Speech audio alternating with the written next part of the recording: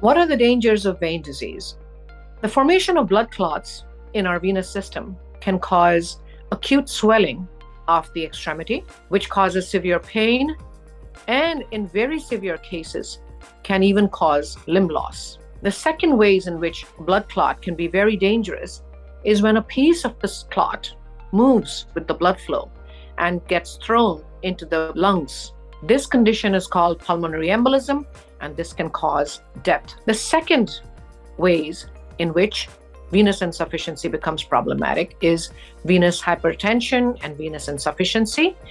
This causes painful swelling, cramping, tenderness, achiness, heaviness of our extremities, and may impair functionality.